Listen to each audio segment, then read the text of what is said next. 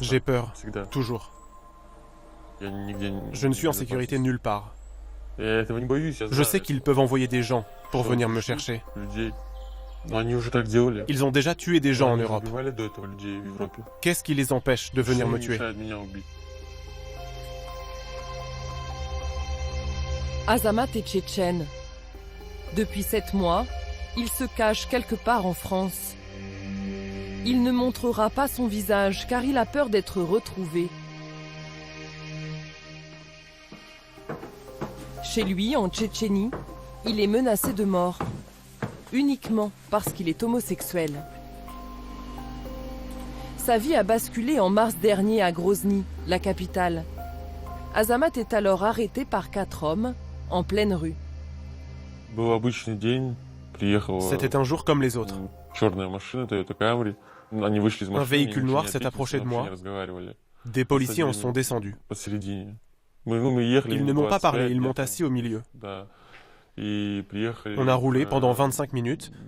On est arrivé devant une enceinte très haute, avec un mur de briques rouges et des fils barbelés. Je ne savais pas où j'étais. Ils m'ont emmené dans un couloir. Des gens étaient face contre mur. Il n'y avait que des hommes. Certains avaient des menottes aux poignets. Il y avait près de 40 personnes. Quand j'ai compris pourquoi on m'avait arrêté, j'ai eu vraiment peur.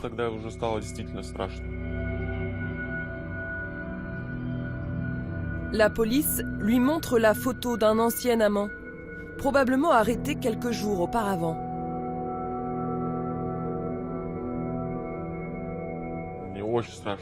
J'étais effrayé. J'ai dit, c'est la première fois que je le vois.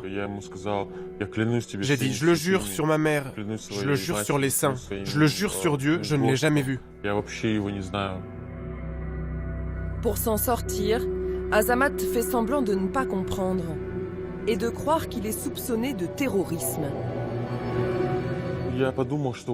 J'ai pensé que la meilleure tactique, c'était de dire que je n'avais pas de lien avec les djihadistes, avec des unités armées illégales.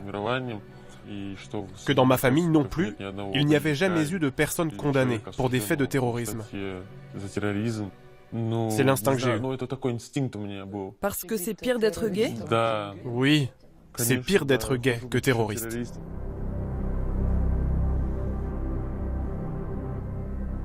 Dans ces geôles tchétchènes, Azamat n'est pas tout seul. Des dizaines, voire des centaines d'autres hommes auraient été arrêtés cette année en Tchétchénie à cause de leur homosexualité.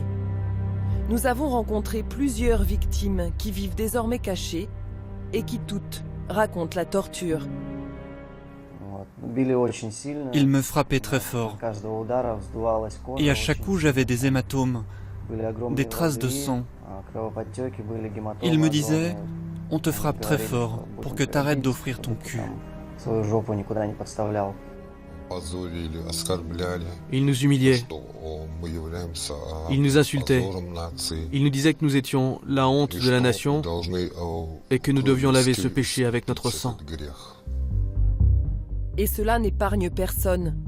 Au mois d'août, une jeune pop star très connue en Tchétchénie a été enlevée en pleine rue.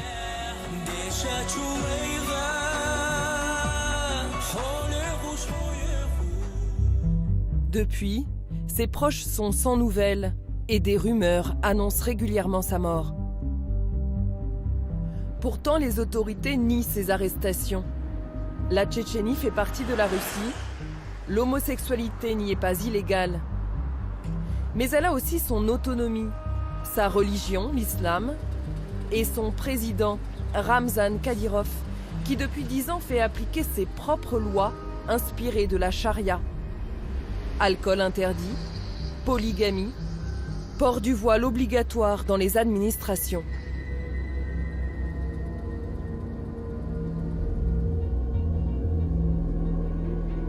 En juillet, interrogé sur les arrestations d'homosexuels par un journaliste américain, Ramzan Kadyrov va tenir des propos sidérants. Il n'y a pas d'homosexuels en Tchétchénie. Et s'il y en a, prenez-les au Canada. Gloire à Dieu, pour purifier notre sang, s'ils existent, prenez-les. Ils sont le démon. Ce ne sont pas des êtres humains. Récit d'une chasse à l'homme, d'une purge silencieuse aux portes de l'Europe.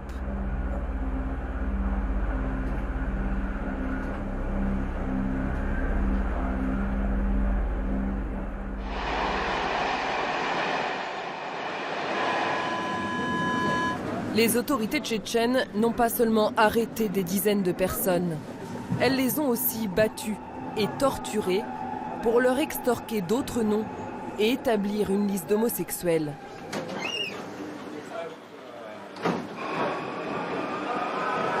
C'est ce qui est arrivé à Sacha, réfugié en France depuis 4 mois. À 47 ans, après une vie sans histoire, il a été dénoncé par une connaissance.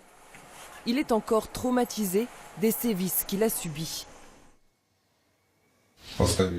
Ils ont posé une petite caisse sur la table. Il y avait des fils électriques, des pinces en métal. Ils m'ont mis ces pinces sur les doigts et ils ont commencé à augmenter petit à petit l'intensité du courant.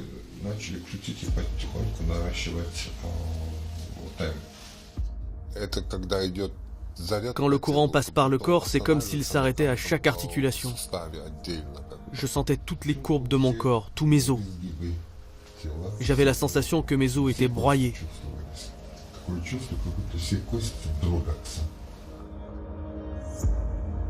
Pour mettre un terme aux tortures, Sacha reconnaît son homosexualité. Ses geôliers exigent alors qu'il dénonce à son tour d'autres personnes.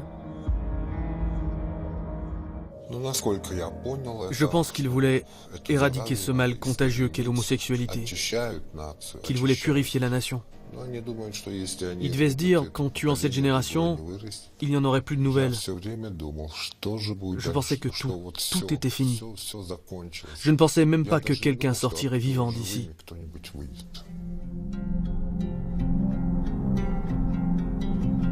Finalement, au bout de 6 jours, Sacha est relâché.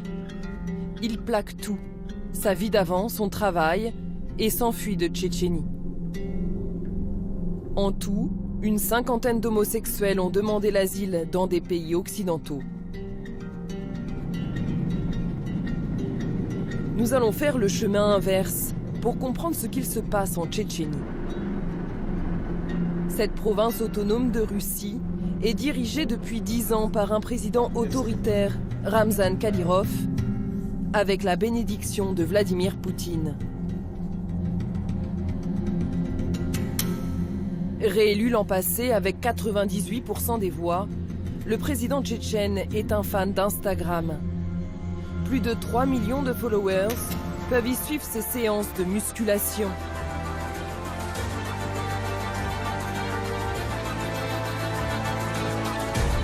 Ses combats de MMA, où tous les coups sont permis, et ses chevauchées dans les montagnes.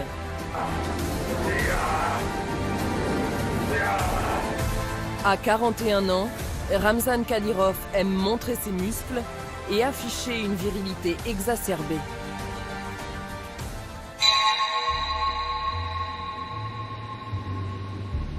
À Grozny, la capitale, Ramzan Kadyrov est partout. Ainsi que son père Akhmat, auquel il a succédé. Tous deux érigés en héros de la République. Et comme ils ont un œil sur tout, nous allons devoir être très prudents. Il est presque impossible de travailler librement en Tchétchénie. Chacun de nos pas peut être surveillé. Interroger des victimes ou leurs familles, c'est les mettre en danger de mort. Alors, nous avons décidé de nous confronter à la parole officielle. C'est par là? À droite? Cette parole, c'est Reda Saratova qui est chargée de nous la livrer. Bonjour. Reda Saratova dirige la seule petite ONG de défense des droits de l'homme qui existe encore en Tchétchénie. Sauf qu'ici, les droits de l'homme ont une certaine limite. Vous avez quel genre de plainte? On a des plaintes très différentes, surtout à propos de questions sociales, sur le non-versement des indemnités ou des salaires, sur des problèmes de logement ou à propos d'arrestations. Et vous avez eu combien de plaintes de la part d'homosexuels? Pas une seule. Pas une seule. Vous pouvez vérifier. Pas une seule déclaration. S'il n'y a pas de déposition, je ne peux pas leur courir après. Si c'est vraiment arrivé, alors pourquoi personne n'est venu nous voir? Reda Saratova nous répète le discours des autorités. Il n'y a pas eu d'arrestation d'homosexuels en Tchétchénie. Cela fait 20 ans qu'elle défend les droits de l'homme, mais depuis quelques années, elle s'est rapprochée du pouvoir. Vous connaissez ce rapport de Human Rights Watch? Oui, oui, je le connais. Tous les témoignages ici parlent de torture. Vous savez quoi? Moi, je peux écrire ici Reda, 32 ans, et écrire tout ce qui m'arrange. Selon moi, tout ça est faux. Ils ont montré des gens de dos avec une capuche. Mais comme ça, on peut filmer n'importe qui et dire n'importe quoi. Pour nous montrer qu'il ne s'est rien passé, Reda Saratova nous emmène dans la ville voisine, Argoun. Et au passage, elle nous fait admirer les paysages. Le centre d'affaires rutilant. L'avenue Poutine, bordée d'arbres. On est loin du cliché d'un Grozny en ruine. Il n'y a plus de traces de la guerre. Tout ça, c'est grâce à Ramzan Kadyrov et à son père. Regardez comme c'est beau. C'est vrai qu'il y a 15 ans, Grozny ressemblait plutôt à ça. Après 2 guerres contre la Russie qui ont fait des centaines de milliers de morts. Avec l'aide des Kadyrov père et fils, Moscou finira par écraser tout désir d'indépendance et même de critique envers le pouvoir.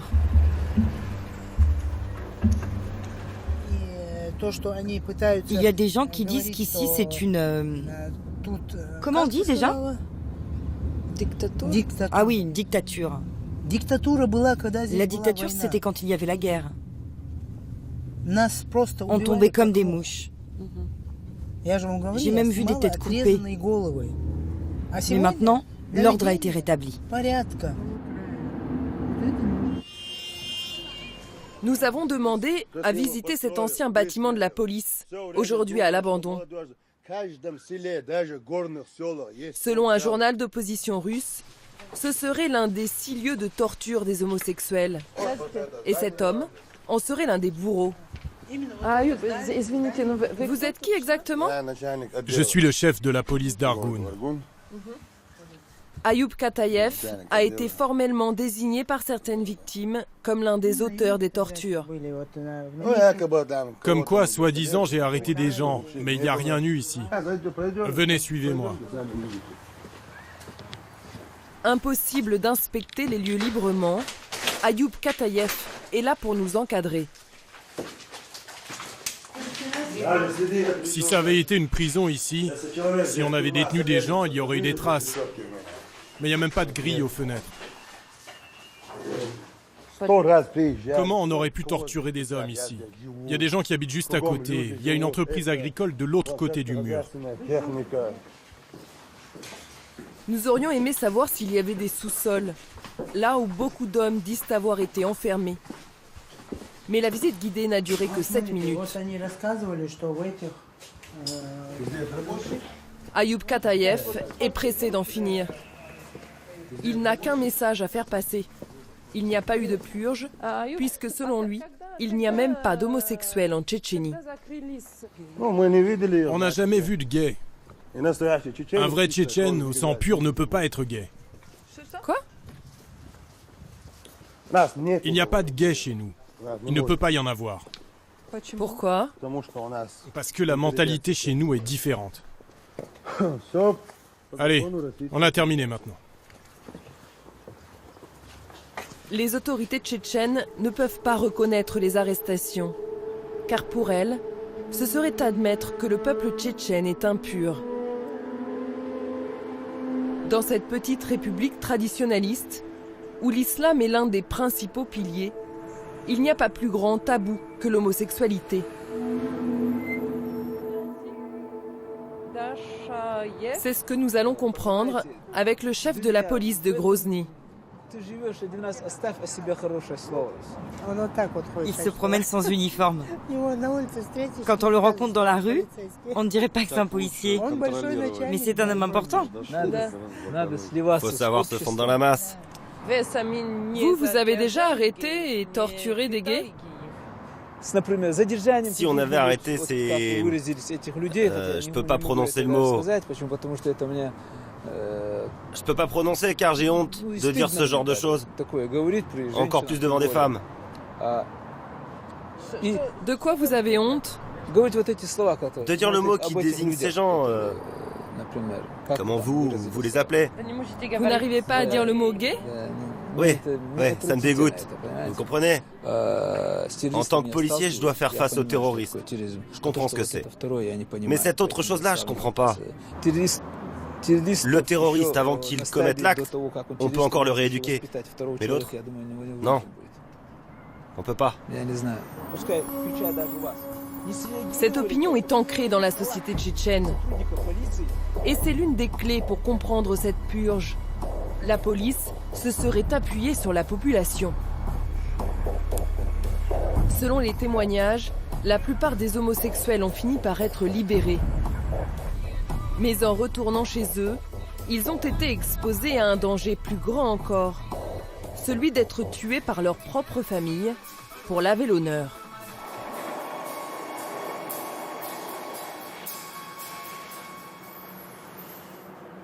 Sacha, réfugié en France, a cru mourir pour la seconde fois. Pour les proches de tous ceux qui ont été arrêtés, ça a été un coup de massue. La police leur a dit « Voilà, votre fils il est homosexuel. C'est votre honte. Maintenant c'est à vous de régler le problème. » Et vous, comment votre famille a réglé le problème? Je n'ai pas attendu qu'ils trouvent une solution. J'ai réussi à fuir tout de suite la Tchétchénie. Je pense qu'ils m'auraient tué et enterré en cachette sinon.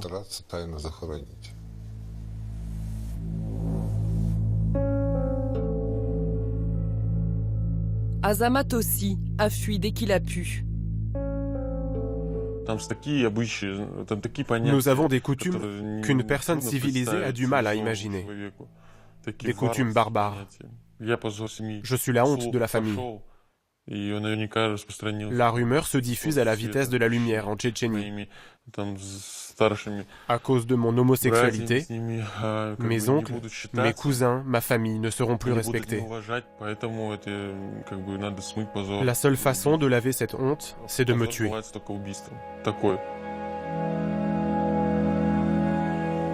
Combien d'homosexuels ont été tués par leur propre famille ou sous les coups de la police? Des ONG estiment qu'il y aurait des dizaines de morts. Azamat et Sacha ont grandi dans ce danger et ont toujours vécu leur attirance pour les hommes dans le plus grand secret. C'est comme être un agent infiltré dans la mafia ou un agent secret à la guerre parmi les ennemis. C'est le même niveau de stress et de danger. Tous les gays tchétchènes sont des gars comme les autres, même des gens plutôt virils. On ne penserait jamais qu'ils sont gays. En termes de comportement, de vêtements et de conversation, les gays tchétchènes ne ressemblent pas à ceux des autres pays. Moi-même, je n'emploie jamais ce mot pour me qualifier. Je ne l'aime pas.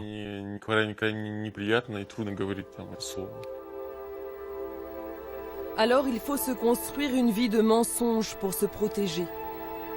Sacha, lui, s'est marié et a eu 3 enfants, encore en bas âge.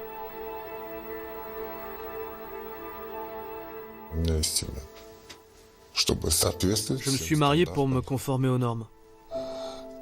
C'est obligatoire là-bas. Car si un homme ne se marie pas pendant très longtemps, ça crée un problème de on-dit. On dit soit que l'homme a une sorte de défaut ou de handicap ou quelque chose d'autre. Dans mon mariage, il y avait une sorte d'inconfort au début. Et puis, la vie a fait qu'on s'est habitué.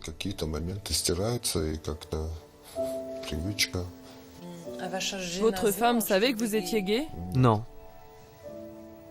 Et maintenant? Je ne sais pas. Je n'ai plus de contact avec ma famille. Et ça, il n'y a rien de pire. Il vous manque? Arrêtez de me parler d'eux.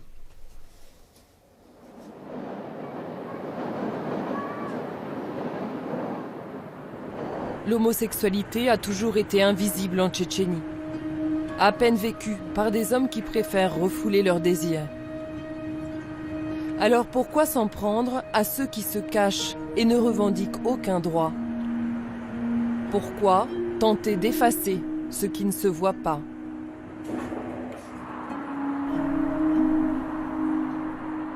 C'est à Saint-Pétersbourg, dans le nord de la Russie, que nous nous rendons pour obtenir des réponses.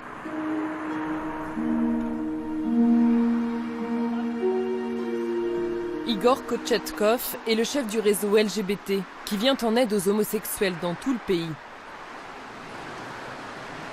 Depuis le printemps, une trentaine de bénévoles travaillent à exfiltrer les gays de Tchétchénie. Nous ne pourrons pas les filmer pour des raisons de sécurité. Sur le bureau d'Igor, un souvenir de Tchétchénie. Pour ne pas perdre de vue celui qu'il combat chaque jour, Ramzan Kadyrov. Pourquoi les autorités tchétchènes se mettent tout à coup à arrêter les homosexuels? C'est la logique d'un régime totalitaire. Pour exister, il a besoin d'ennemis, extérieurs et intérieurs, pour justifier son pouvoir absolu. Au début, il s'est attaqué aux terroristes. Mais ça y est, il n'y a plus de terroristes en Tchétchénie. Alors ils s'en sont pris aux femmes qui ne portaient pas le foulard, puis aux femmes qui portaient le foulard, mais pas comme il fallait. Puis ils s'en sont pris aux gens qui conduisaient en état d'ébriété. Bien sûr, c'est pas bien de conduire en état d'ébriété, mais pour ça, il y a des gens qui ont été enlevés, torturés et tués.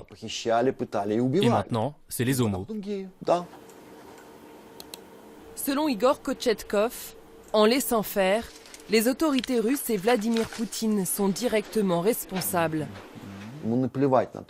L'État russe s'en fout que sur son territoire, des citoyens, gays ou pas gays, soient arrêtés illégalement et tués. Si l'État enquêtait vraiment, alors il serait obligé de reconnaître que pendant toutes ces années, sur son propre territoire, il y avait un petit régime fasciste qui en masse enlevait et torturait des gens.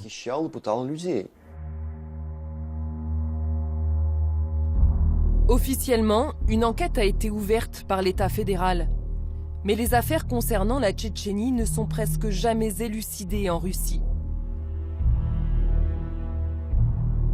Malgré ce sentiment d'impunité, il y a un homme que les autorités tchétchènes redoutent un peu plus. Nous l'avions rencontré en juin dans un faubourg de Moscou, dans une planque du réseau LGBT. Maxime n'est pas tchétchène, il est russe. C'est le seul russe à avoir été pris dans la rafle contre les homosexuels à Grozny. Ils m'ont pris par les bras et m'ont emmené dans une cellule.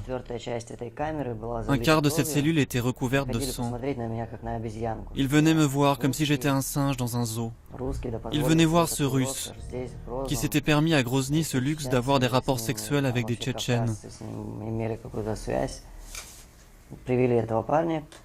Et puis ils ont emmené un jeune homme, arrêté en même temps que moi. Ils nous humiliaient.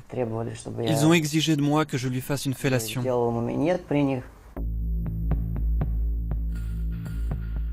Maxime a été battu jusqu'à l'évanouissement et a passé 12 jours dans les sous-sols de Grozny avant d'être libéré. Mais en tant que Russe, il n'a pas toute une société contre lui, ni une famille prête à le tuer. Alors pour l'empêcher de les dénoncer, ses bourreaux ont continué à le traquer hors des frontières de Tchétchénie, jusque chez lui. Au début, il m'appelait pour me dire « Tu te souviens de ce qu'on avait convenu quand on t'a libéré ?» Je disais « Oui, oui. » On s'est mis d'accord que je ne dirais rien à personne. Après, il m'écrivait. Il voulait que je fasse une déclaration disant que rien ne s'était passé. Et puis un jour, je n'étais pas chez moi. Ma tante m'a dit que 2 véhicules étaient arrivés, que 6 hommes d'origine tchétchène rôdaient à côté de la maison. Ils ont cassé la serrure, ils ne m'ont pas trouvé et ils sont repartis. Le lendemain, j'ai cherché un moyen pour me sauver.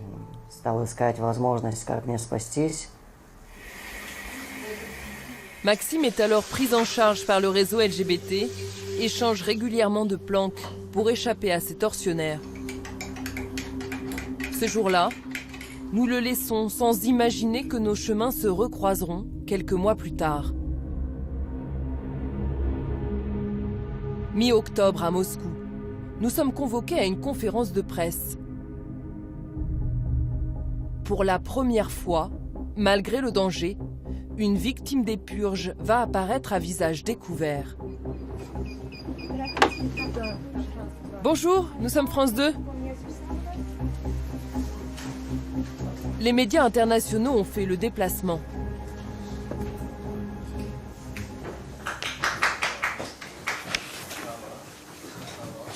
La victime, la voici. C'est Maxime, le jeune Russe que nous avions rencontré au mois de juin. Maxime a décidé de ne plus se cacher et de se battre pour pouvoir continuer à vivre en Russie. Il trouve le courage de livrer son histoire.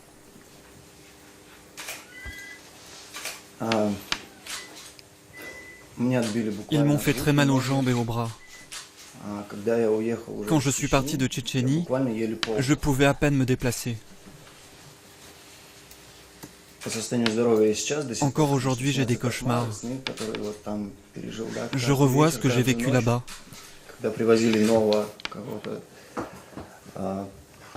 Toutes les nuits, ils amenaient de nouvelles personnes.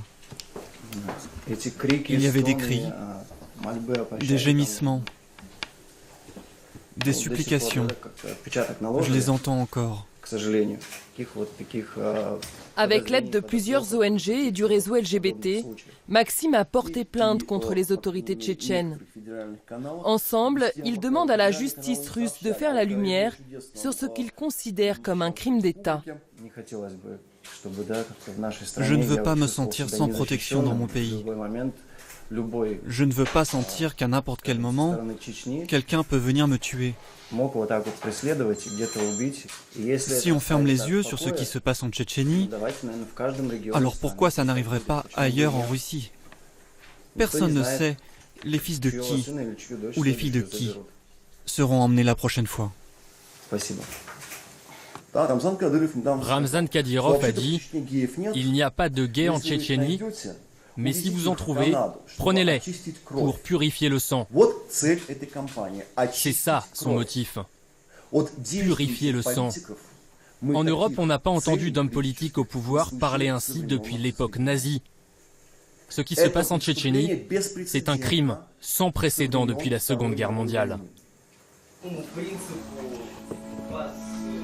En dévoilant son visage, Maxime est devenu le symbole de cette purge contre les homosexuels, mais aussi une cible à abattre pour les autorités tchétchènes. Aussitôt après la conférence, il est exfiltré par le réseau LGBT et emmené dans un endroit tenu secret. Les ONG espèrent que son témoignage donnera le courage à d'autres victimes de porter plainte. En France, Sacha et Azamat préfèrent se faire oublier.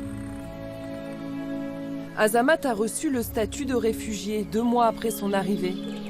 Il a changé d'identité et apprend le français. Sacha est toujours en attente de son statut. Il s'est enfui pour survivre, mais il a du mal à s'imaginer tout reconstruire à 47 ans, loin de sa vie d'avant et de ses enfants.